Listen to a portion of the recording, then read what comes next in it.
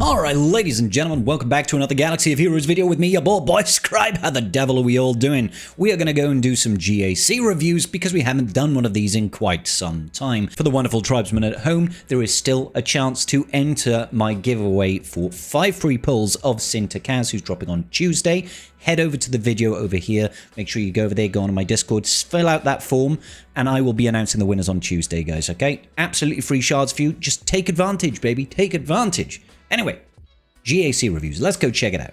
Our first battle over here, we are facing off against Seppo Dan, ladies and gentlemen. We had a face-off against Reva, and I thought, wow, we got Reva in there. They're not using Marok. We're going to throw in the old faithful Pheonix featuring L3, throwing in that choppercron that lets you ignore taunts when on chopper, essentially, and he gains offense. I thought this just kind of guarantees or makes this counter a whole lot easier because we won't necessarily be stuck always targeting Reva. We will be able to change target when we use chopper, mass assist onto high priority characters like the Grand Inquisitor and stuff like that, and it should make this... I think this counter is like an 80% counter if they don't have Marok. If they run Marok, guys, don't try this. It's absolutely terrible. So, unfortunately, this one didn't go particularly well. At the start, they immediately ignored taunt. I'm not sure why that happened. Why did they ignore the taunt and hit the death mark over there? Let's go back and check. Yeah, started up. No, hang on, let's go back. I'm kind of confused. Why did Grand Inquisitor ignore the taunt there? Come on. I'm kind of confused because I did. Yeah, Grand Inquisitor just ignored the taunt right at the start. I don't... Oh, maybe it's because they had an attack-a-cron, not sure. But anyway, what's really important when you do this counter is when you do that AoE with Captain Rex, he has to land daze on most characters, right? We had possibly the worst luck in the world.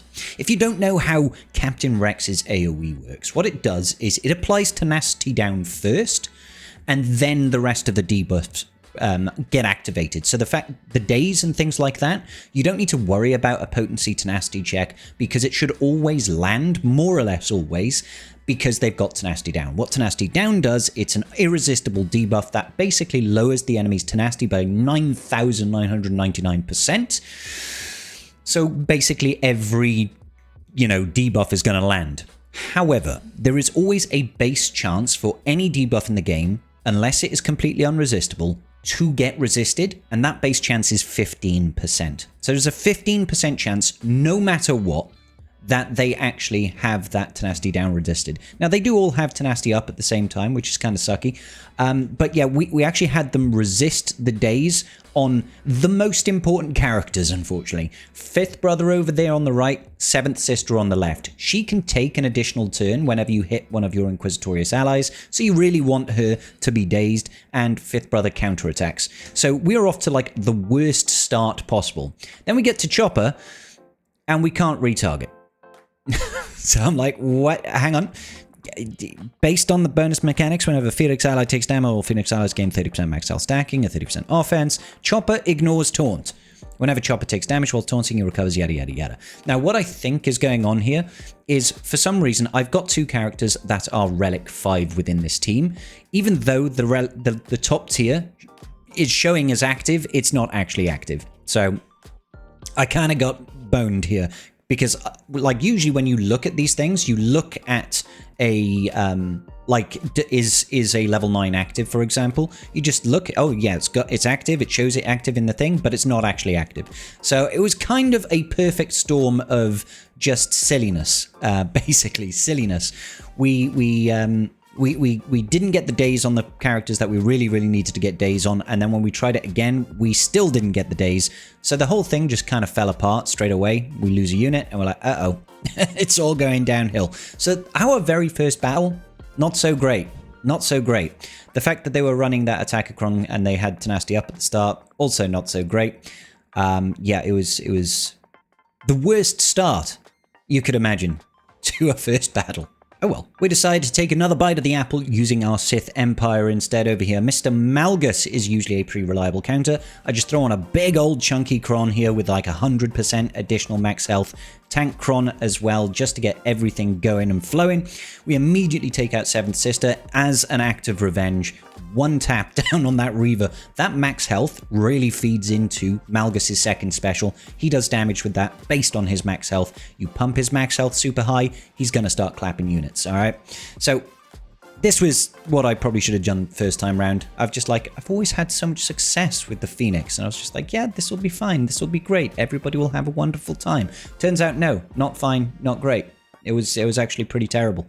Pretty terrible series of events that happened there. But hey-ho, what can you do? Not a whole lot. Anyway, they had some fun. We life drain over here on Fifth Brother, and it's basically in the bank. Unfortunately, my girl over there, Bastila Shan, not looking so hot. Having that locked heal immunity, dies of sadness. Not even sure what killed her, to be honest. Not even sure. Something killed her. She was just kind of chilling there with no health and then just died. I don't know if she had burning or she had a dot or something. Clearly something defeated her. Probably my own ineptitude, my terrible, terrible sense of game, you know? But anyway, Reva over here looking to try and Uno reverse the entire team. It's not going to happen, Reva. I'm very, very sorry, but there's only so much you can do. Side note, I really do need to invest in a couple more relic levels on my poor little Basti Fallen. She still is only relic 5. And I know the Malgus team and Sith Empire team have kind of lost a bit of their luster in recent years, but yeah, I still think she deserves to go to at least relic 7 just to try and counteract the thing that is known as relic Delta. All right, okay, take care of her. I think there was about 300,000 damage there in that hit. Not bad. So not the best start, but hey, we've got a long way to go yet. Next up, we're going to be taking in my main boy, Bane, over here. Bane with Sith Trooper going up against Lord Vader. I always throw on a high armor pen crit damage cron when I take in my Bane. We just like to do the old Gluck Gluck 9000 and defeat half the board, apparently, in one hit. Love to see it. We don't double Gluck. You never double Gluck, guys. It's Gluck into the big Dispel, and then you can Gluck again. You do want to get yourself an opportunity to build up some stacks of Siphon. Very important, though, that the first one is always the big Gluck, and Vader just got absolutely demolished there, didn't he? He didn't really stand much of a chance. Let's do the swing, swing, swing, swing, swing. Bane is still the greatest unit. He is so much fun. And Scorch over there really looking to hang on in. But I don't like his odds. Not against my boy Bane. So a good 65 there. Next up, I'm going to be taking in my Leia team over here against a Glat. Now, against a Rey. Now, what I didn't notice as I was going in, it was like, oh, he's actually got Cat in this team as well. So it's kind of like a big Ufu Rey team over here. Rocking the R10 Rey with Cat and Ezra Bridger Exile. I was just thinking, oh, well, I'll use Leia to one-tap the Ezra and have fun. Using the typical stealth, everybody leave Jyn out in the open so that she can basically be invincible, was the game plan, and get Drogon then to one-tap Ezra if possible. Now, Ahsoka, does pass additional max health stats and offense stats to the team, so I was a little concerned that we wouldn't be able to, boom, do 600,000 damage to Ezra and take him out in a single hit, but it turns out we could do it. We did manage, we were okay, don't worry about it, guys, we were fine. So, took out Ezra, I thought, well, we might as well try and take out Cat. Don't let her get the opportunity to use that insta-kill ability on anybody. Hopefully, have a good time. So Rey goes into her ult, and I am a little concerned. It is a Relic 10 Rey. I don't have all of the things in the world. Ben over there just yeets out my Drogon in a single hit. I was like, okay, you got to watch out for that. I think they had boatloads of armor penetration on their defensive Kron over here, so it kind of was a big deal, especially when Ben is attacking under protection, and like I said, he does have Commander Ahsoka Tano over here, and she is passing whoppit loads of offense to him as well. So yeah, it was a bit of a nice environment there for that Ben to just take out my Drogon in a single hit. Then we lose Adrad, and we can't revive the Adrad because Whirlwind basically prevents any sort of revives. And at this point, I was getting a little bit worried. Not gonna lie, guys, I was getting a little bit worried. I was like, oh, we took out Ezra, but are we in danger? Are we in trouble over here? Turns out, yeah, a little bit of trouble. But I always do have faith in Leia. She is a tenacious team, and she can usually come back from a lot of things. So a little bit worried once again because, you know, we're down a unit and raising ult. Thankfully, we have gotten rid of Cat, which I'm pretty sure does get rid of the stat boosts that she provides, right? So yeah, just trying to hopefully survive this hit. Wonderful, survived it. Take out Ben. Hopefully take out Rey now. Strip her back on the TM would be great, but of course we failed on that. And she takes out R2-D2 as well. It's just painful. It's just painful. I might as well throw this on her. Got to take out Ben again. Take him out. Really got to take out that Rey. Like, now. Kill her. Please. Defeat Rey. Oh my god. Okay. Back over to Drogon, and we finally get the kill. 55 banners. Absolutely god-awful. I'm feeling terrible at this point. I'm feeling terrible at this point.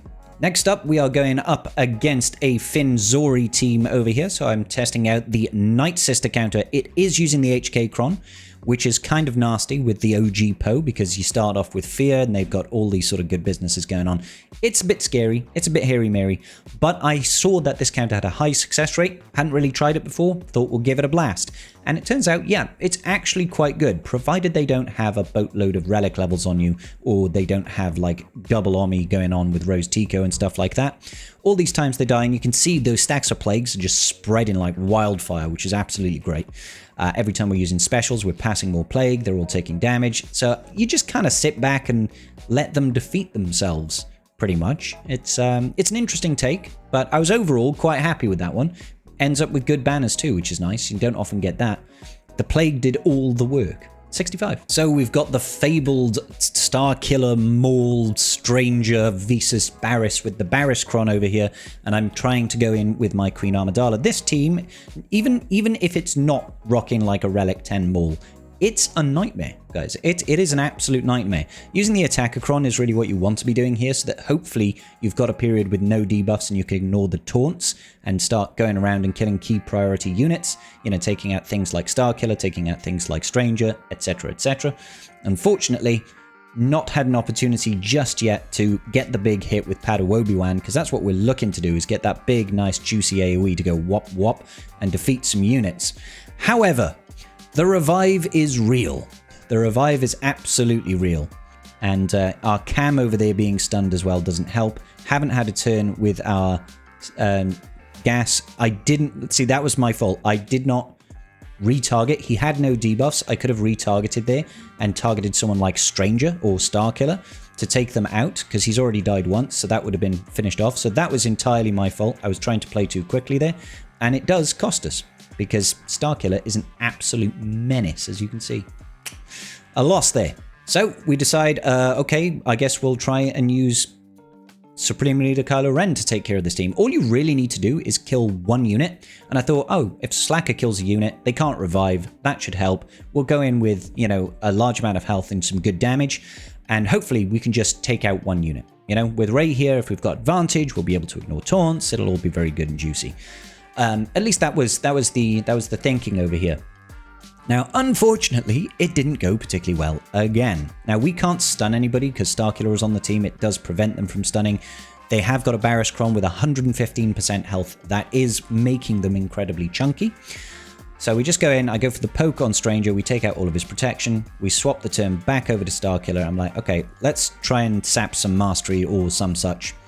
Then pass the turn back over to Starkiller once again. Let's try and raise up our ults, gain additional mastery. It's essentially all I'm really looking to do is try to get Slacker to a point that he's going to do some good business.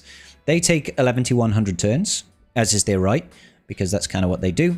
And I send out the lightning, hoping to kill Starkiller, but of course, that crit hit immunity prevents him, and then he hangs on for dear life, and then he manages to take 3 turns and calls down a ship, and I'm like, oh my lord, is this really going to go this way?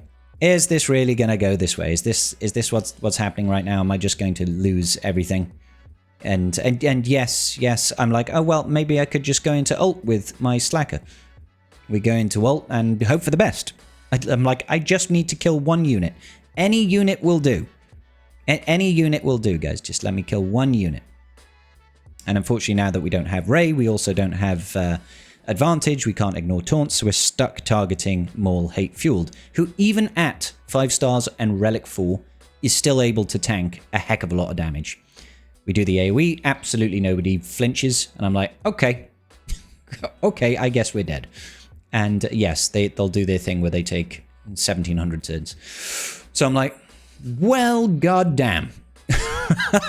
In the end, we go for an unaligned Force user powerhouse team. I'm throwing in Cere with Malicos, Ahsoka Tano Fulcrum, Maul, and Cal. I'm like, I need something that prevents revives, and I need something that's got a boatload of damage. So please just let me do something. Let me do something before you guys see. Look how Starkiller is already at 68 stacks of his Unleashed. I'm like, my God. Throw rocks at Starkiller. Please just kill him. And that is all she wrote. That's the one thing that I needed to have happen, was just get Cere to take out that Starkiller. Please, anything to just take out one unit. They can't revive now, so now I feel relatively confident that we're going to be okay. Fulcrum turns out also pretty good unit. Fulcrum is also a pretty good unit. She can output a lot of damage. Shame she did get feared there by the Scream ability from Maul Hate Fueled. And our OG Maul, or Conquest Maul over there, is also not having much fun. I like how Fulcrum counter-attacked and got a kill there. That basic coming in looking good. Waiting for the extra turns, because this team is slow and Stranger is incredibly fast. That Retribution on Fulcrum has carried the entire match. She's just counter-attacking and knocking people out. I wish I'd have used that sooner. Maybe that will be my go-to. Next up, we have got Jabba. And I'm like, you know what? I've got IG-90. Let's go ahead and test out how does this new Aphra team with IG-90 fare against Jabba the Hutt. I'm using B2 because my OG Vader is on defense still. Want to try and find something that's still going to be quite useful. The reactive turns that B2 gets, you know, when he hits enemies, he has a chance essentially to get a bonus turn, resets his cooldowns, all that sort of good business. It's very useful. That buff immunity also helps with things like Santi. So we play it like we normally would. We do the big Gluck Gluck 9000, increase their cooldowns just a little bit, and then we're just waiting to call in our hacked commando droid. Now, for some reason, I choose to... oh no, I thought I was going to actually mark down Santi there, but we did not do that because we were clever sausages. We've got the buff immunity. This is why I like B2. And then I focus on targeting down Leia now. It's a little bit unfortunate that they targeted B2 there. Would have been really great if they targeted someone else so that we could get bonus turns. Already taken out Bausch over there. She is only Relic 5. We're only like Relic 7, apart from IG-90, who's Relic 9 for the Era battle. But BT1 can do crazy, crazy good damage anyway. Can do crazy good damage. Thankfully, able to take out Skiff Guard Lando there as well, just knocking him down a little bit. And there we get the mark, which is also going to force the taunt onto the HK, the hacked commando droid, sorry. All right, so just Santi and Jabba left, so it's feeling incredibly comfortable right here. Now, I will say I have tried this since. It is not always this smooth. If they've got better mods, if they've got better relic levels investment, honestly, you can easily lose this battle. I'm not that impressed overall by Aphra's performance. Even with IG-90 and the focused Datacron maxed out, it's not that reliable. Even still, I feel like they need to get her a 5th. She needs a dedicated 5th to round out this team. Or maybe I just need to learn the team a little bit better, learn the modding a little bit better, and the moves and stuff like that. Don't forget, of course, the enemy does have currently right now those big sort of Datacrons from the last set where everybody had infinite rerolls, and that is definitely skewing data because there's a lot of crazy, crazy perfect rolled stats and things like that that are flying around on the holotables in the minute, and it makes counters incredibly unreliable. All right, so yeah, just focusing down on the Jabba over here. He's nowhere near ultimate, so quite happy that we are going to clean this up. And BT1 is just shredding face. He is great. All right, 65. Next up, we're taking in JML over here using a preload Attackacron that's got a mix of protection and crit damage. This is the ideal Datacron that I like to use with JML. We're going to take out a Maz Kanata team over here.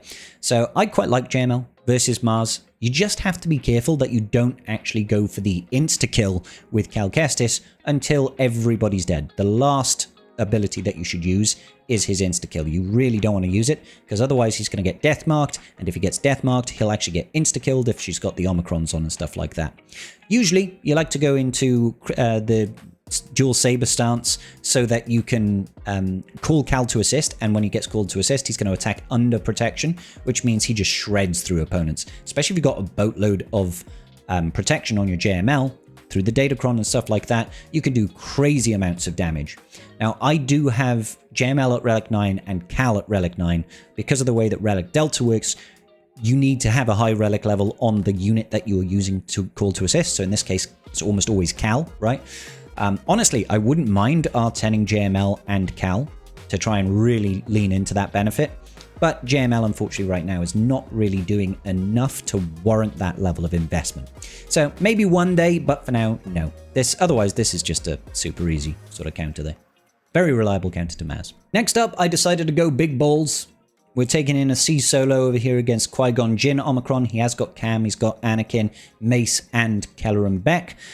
So the only thing you really have to worry about here is Anakin can place heal immunity on his basic, and if he lands heal immunity on C, that can cause issues when there's 5 of them. Now, don't forget, during this battle, you can turn off Qui-Gon Jinn's Omicron, essentially, if you have a Galactic Legend. So you can actually kill those units. So you want to get rid, you see the basic over there, put buff immunity and heal immunity on RC, a little bit of a pain. You want to get rid of Anakin as soon as possible. Once he's gone, life becomes a lot easier. As you can see, it gets a little bit squeaky bum. So we do go for the heal over here because I'm like, uh-oh. We're below 50% health right now and we've got armor shred thanks to Ki-Adi-Mundi. So yeah, it's fun times. They have got a decent amount of damage, especially with the Datacrons that this guy's rocking. Yeah, so it's fun times. I've gone ahead and linked now Cam and Kelleran Beck. That does help mitigate a lot of the damage because they can't crit anymore, which is great. But as you can see, it gets real squeaky. It gets real squeaky. So unfortunately, we did do a double counterattack there, and that did get rid of our link. So I'm a little bit concerned that Ki-Adi-Mundi is going to cause us some issues. But thankfully, it wasn't too bad. We're just trying to heal up as much as possible now. I was like, yeah, it would have solved a lot of issues if I'd have just taken in Watt or something and thrown a tank tech. But we still got a 68. That's all right. Next up, we are taking Bo-Katan Mandalore up against his Gungans. I'm using a Helocron over here. I like a Helocron with Bo Mando. Throw a bunch of health on her. Helocron is going to help when IG 12 and Grogu over there, they take turns. They are a healer, one of the few healers in the game. It's pretty good. Locked heal immunity is always great, you know. So this team, this Gungan team, is actually quite dangerous. Gungans with an Attackacron can do insane work, absolutely insane work. We just try and take down that shield generator because, as everybody knows, once you take down the shield generator, the Gungan team tends to fall to pieces, but their damage output is still pretty stellar. They lose that like 300 or 500% defense boost that they get when they have the shield generator active. So it's definitely worth taking that thing out first. Go into Whistling Birds or Poop Stance with Beskar Armor Mando. And I'm just trying to get round to more calls to assist with Bo-Katan Mandalore. I always feel like when I'm using a Bo Mando team, I always feel like I'm just waiting for Bo-Katan Mandalore to take a turn. I'm like, can you take a turn, please, honey? Can you please take a turn? Because she seems to be the one that does all the lifting in the team, you know? Bam, with his Whistling Birds, is nice and everything, don't get me wrong, I'm totally on board with that, but it never feels like anybody else really does the work. It just feels like it's all about Bo Mando. Alright, there we go. Bam does take out one unit over there at the back, and even OG Bo takes out a unit. And no, Paz gunning down Boss Nass over there. 63 is okay, I suppose. We are on the fleet then. First and foremost, we have got a Home 1 team, and we're taking in Leviathan. I'm pretty sure I take no reinforcements for this. So just a frontline Leviathan. This is... a lot of people might be wondering, why am I taking in Leviathan against Home 1? I always save all of my offense fleets, all my powerful fleets for offense, because I would rather try and win on the ground game and guarantee that I one-tap every fleet with good banners than set a triple meta fleet defense and hope that they fail. Because nothing is more frustrating to me than dropping battles on fleets or being unable to clear fleets. So that's the option that I usually take over here. And this team works pretty well against this. Yes, you can use things like Profundity as well. Profundity works pretty well, so does Executor. But this one I am most comfortable with, I feel. It can get a little bit hairy. Sometimes you lose a unit. You can actually two-man this to a victory. You can use just the Fury class Interceptor and the B-28 bomber, and that can still beat this Home 1 team, and that's pretty good banners. But you do run the risk of potentially losing your Fury class Interceptor. It is a bit RNG depending on who they sort of target, who they go after. and your relic level of investment in the enemy team and on your own team. So it's up to you if you want to take that risk. I know a lot of people would much rather just, keep the Leviathan on defense, and there's nothing wrong with that.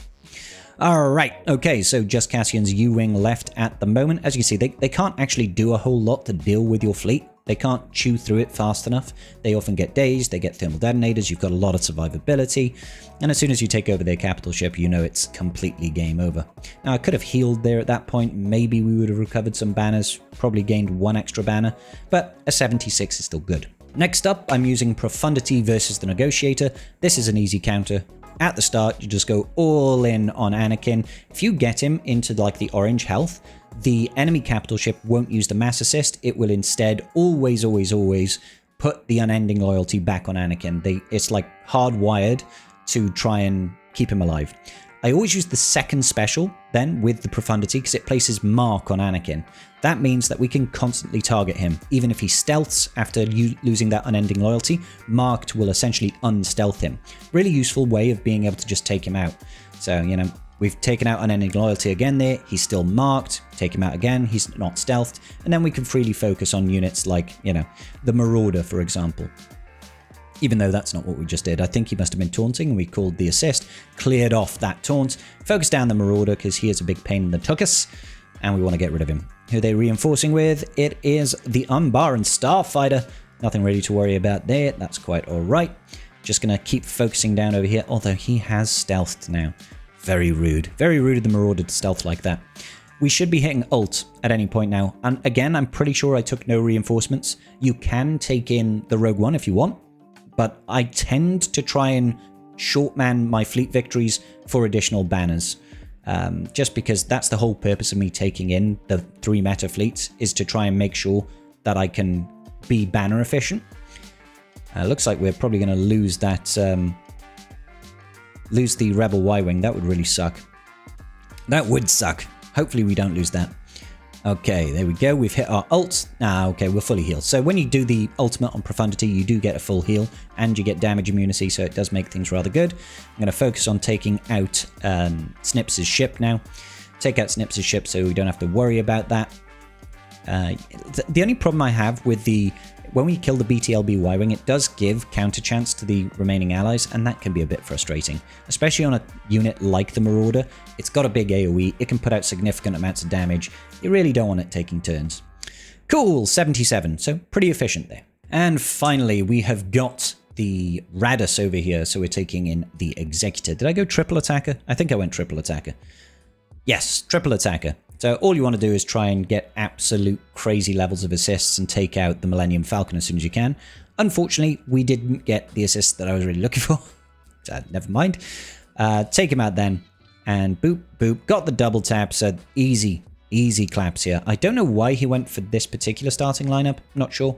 But overall, relatively efficient there. 75. I'll take that. Fleet game is done. So we've just got 2 teams on the back wall. We've got a Boba Fett and we've got a Great Mothers. I still have quite a lot of power left in the bank. So we're going to take in Jedi Master Kenobi to take out the Great Mothers.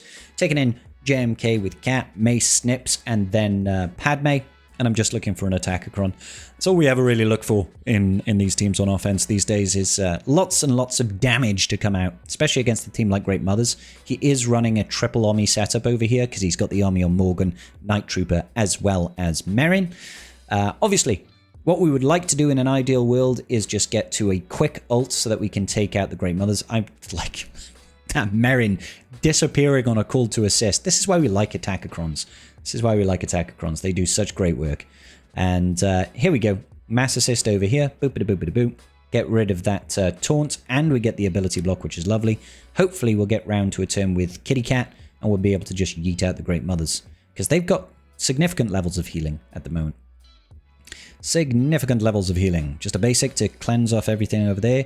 And provided we target the unit that's got Shatterpoint, we can pass it round into ultimate. Wonderful. Lots of mastery gains for the whole team, and yeet out the Great Mothers. We also kind of lucked out because for some reason they doomed JMK. I don't know why they would doom JMK. Don't know if that's hard-coded, but Doom does pretty much nothing to Galactic Legends. It lowers their defense a little bit, but it's insignificant amounts, you know? And then we clean up house. 65. Not too bad.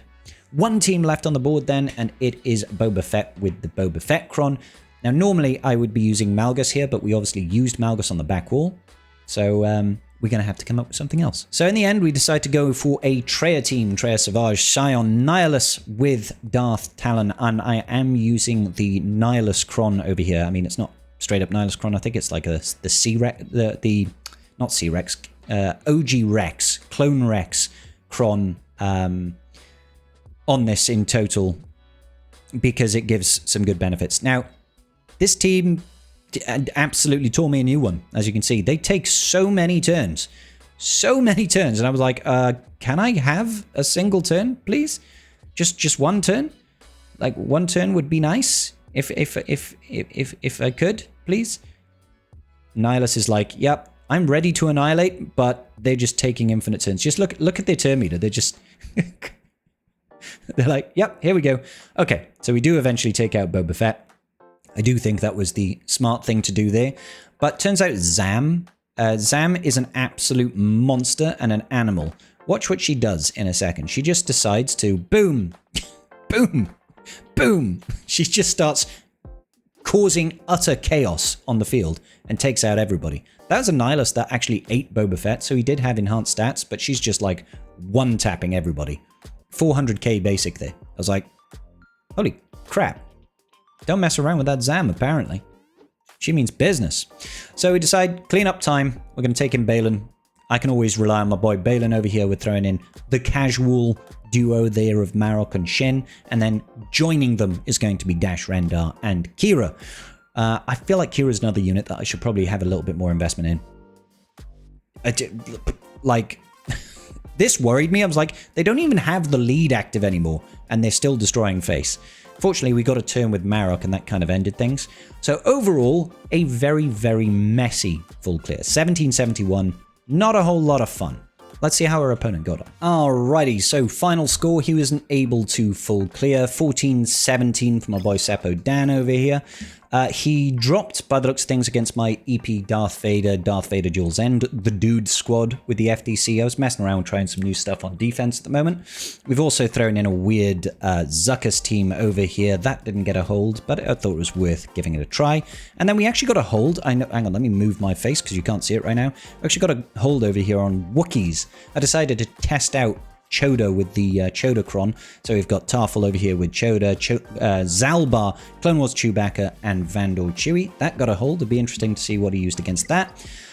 Down south, what else did we have over here? We had one hold on my Stranger team. It's using a standard Stranger comp over here with the Stranger FDC, so it got one hold. He obviously performed better than we did against that. We had an absolute mare against that team. And then on the back wall, he had some issues. So he couldn't take out the PK Hondo team, dropped a battle there, and he dropped 3 battles trying to take out our Bad Batch team with the Crosshair Cron. But he fought valiantly, and to be honest, you know, hats off to my boy Seppo Dan. He's not, you know, absolutely chock full of GPs. 3 million GP less than, or 2.5 million GP, no, 2 million less GP than me. So he still put up a really good fight. You know, he did really well. I dropped several times in his against his teams over there. So, you know, hats off to him. He did put up a good fight. And that's going to about do it. Ladies and gentlemen, for this wrap up, I've learned a few things about that. I hope you guys got to learn a little bit about how not to play GAC from your boy Scribe. All right, ladies and gentlemen, I will see you all in the very next video. Peace out, and may the Force be with you.